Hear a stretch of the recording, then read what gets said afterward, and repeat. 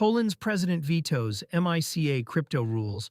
For a third time, Poland's president has vetoed the legislation that would put the EU's crypto rulebook into force domestically, and he has done it for the third time. CoinDesk reported on July 1st that the country is now the only EU member state without a functioning MiCA licensing regime. Every other government in the bloc has enabling law on the books. Warsaw does not. The Markets in Crypto Assets Regulation, MiCA, is EU-wide law.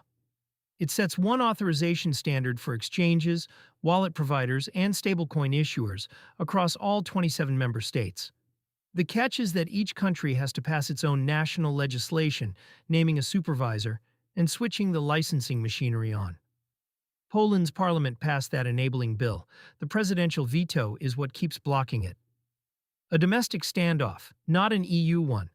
The dispute here is between Poland's parliament and its president, not between Poland and Brussels.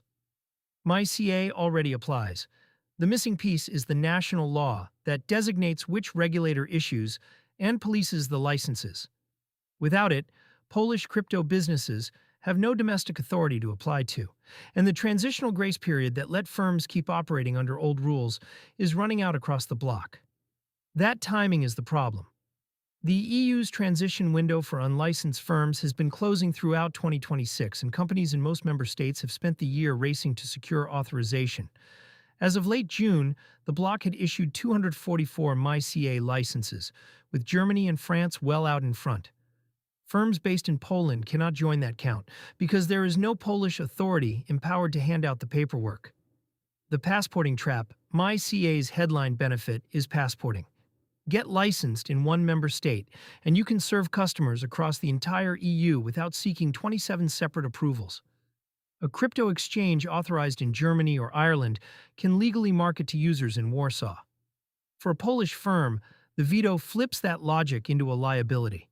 A domestic company that wants to keep operating cannot get a home license, so its cleanest option is to establish a regulated entity in another member state and passport back into its own market. That means legal costs, a foreign supervisor, and possibly relocating staff. Meanwhile, foreign competitors licensed elsewhere in the EU can already reach Polish customers under the same passporting rules. The outcome is a home field disadvantage baked into the standoff. Ripple effects for users and stablecoins. For ordinary crypto users in Poland, the immediate practical impact is muted. MiCA licensed platforms from elsewhere in the EU can still operate there, so access to exchanges and to crypto cards funded by stablecoin balances is not cut off. The friction lands on Poland-headquartered businesses and on any firm that wanted Poland as its EU base of operations. Stablecoin issuers feel a sharper version of the same squeeze. MiCA imposes strict reserve, redemption, and reporting rules on euro and dollar tokens, and enforcement runs through the national supervisors each country appoints. With no appointed supervisor in Poland, an issuer cannot anchor its EU compliance there. That pushes stablecoin activity toward the member states that already have their regimes running, concentrating the market further in the bloc's regulatory leaders. The pattern across the EU this year has been firms consolidating into whichever jurisdictions moved fastest. Binance pulled its Greek MiCA application days before the deadline to focus its licensing effort elsewhere, a sign of how much the choice of home regulator now shapes strategy. A country stuck without any regime does not enter that calculation at all.